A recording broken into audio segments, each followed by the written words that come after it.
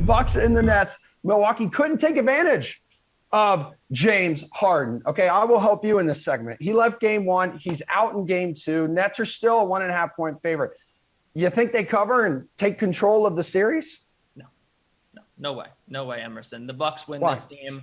The Bucks take control of this series. The Nets offense, look at what happened last game, folks. 109, 109 offensive rating for the Bucks, or for the Nets rather. Their offense was silenced by the Bucks defense. And if the Bucks just were able to do anything on offense, they would have won that game, and they'd be looking perhaps at a 2-0 series lead. Now without James Harden, it's going to get even tougher for the Nets on offense. You saw sort of a lackadaisical approach there. And again, they ended up winning. They only shot 38% from three.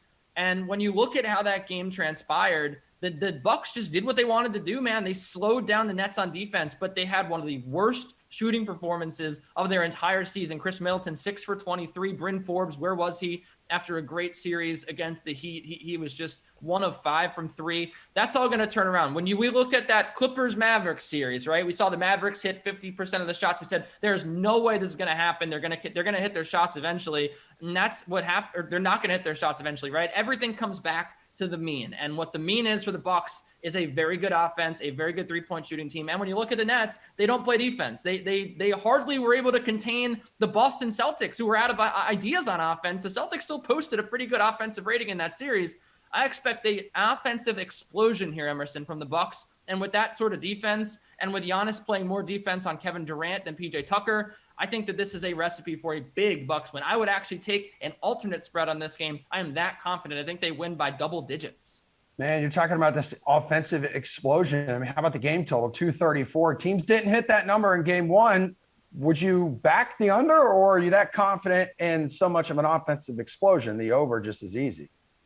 I'm definitely taking the over. The pace in this game was up over 104, the pace rating in game one. That just shows you how this series is going to be played. The Bucks were one of the fastest paced teams all year long. The Nets were one of the best offenses all year long. The Bucks are one of the best offenses all year long. Look, I don't think that the Nets are going to be up to par with where they were all season offensively in this series, but you have to back the over almost every game, especially at a number like this with the pace rating. I mean, just there's so many possessions, so many stars on the floor that know how to score the basketball. You absolutely have to, it's the right bet to take. I mean, you're going to be pulling your hair out if you take the under in this series with how fast the ball is traveling up and down the court, with how many guys who can shoot threes are on the court. So I really, really do like this over. I think it could be a shootout, but again, the Bucks defense here has been really, really good. And I think that ultimately I'm believing in them more than I'm believing in the Nets offense and the Nets defense. All right, let's see how you believe in the other game tonight, which is game one between the Nuggets and the Suns after the Suns just knocked off the defending champion Lakers.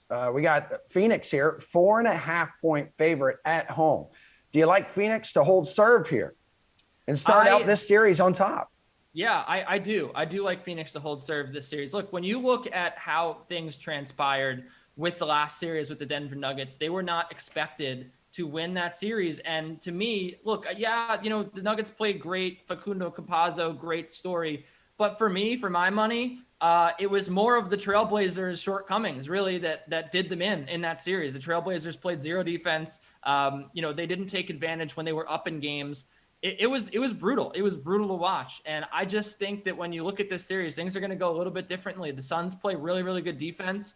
And the Nuggets aren't going to get free passes, every time down the floor. You're not going to get Enes Kanter and Carmelo Anthony just letting Nikola Jokic cook in the post. That's not what's going to happen here. What's going to happen is DeAndre Ayton's going to play a great series against Nikola Jokic, and Chris Paul is going to lock up whatever point guard the Suns decide, or the Nuggets decide to go with. Austin Rivers also, by the way, let's talk about Austin Rivers for a second. He was the biggest reason to me why they won 2 games late in that series, the Nuggets. I mean, you talk about a guy that plays defense like Chris Paul. You have a weapon there when it comes to, this guy's hurting you from 3. Just throw Chris Paul on him. He's going to bother him. He's going to get under his skin. Austin Rivers isn't going to be the same guy. The Nuggets are not going to be the same team. I think they get rolled here by the Phoenix Suns. Total 220.5. You backing the over or under? I am going to take the under. Again, I think we see a little bit of regression from the Nuggets offense. I think that we see a great defensive performance from the Phoenix Suns. And when you look at the Phoenix Suns, they sort of did a 180 midseason. they exploded on offense and they stopped playing defense. They're back to where they were early in the season. Slow pace, grind it out. Like let's make this as painful as possible for our opponents. And I do believe that this pace is slowed to a halt here. I think Denver sees a big cool down in offense, and I think this is a perfect recipe for an under. Is there a player prop that catches your eye? Yeah, I'm going to go back to it. I think Austin Rivers under 9.5 points at -106 is a great bet here. I just think, again, the minutes should sort of dissipate here. I think Monty Morris, for my money and just as a complete player, is a much better option here when it comes to consistency. Austin Rivers is that guy that they bring in late in the game. And he brings, he'll hit a few threes for you. But again, when you talk about a perimeter defense like the one that the Phoenix Suns have, I don't think that Austin Rivers is going to be having a field day here whatsoever. I think it's going to be very difficult for him. And I think that, when it comes down to late in the game, he's not even going to see the floor because Denver Nuggets are going to be behind by so much. So I just think that, again, he had a nice series. He might have a nice game here, but for my money, consistently betting on the under here with Austin Rivers is going to make you a rich person. Well, before you take off over on the DFS side, like if anyone watching is deciding to play either of these games in the showdown format, who is the best captain play?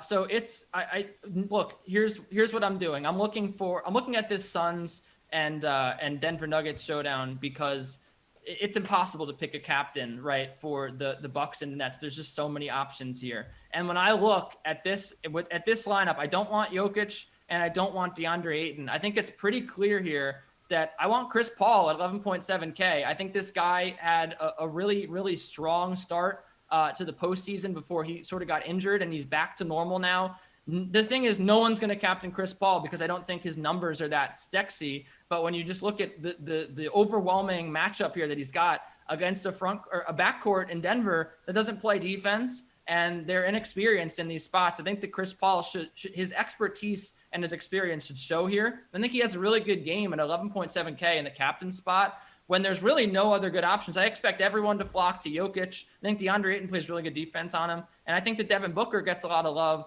But Devin Booker has had a very up and down postseason. You're taking a big risk there. I think that he could have a so-so shooting night, and then maybe you get your 40 DK fantasy points. Chris Paul is a really strong option, and he also allows you to get a lot of guys like Michael Porter Jr. and Devin Booker in your lineup, and maybe is the right combination.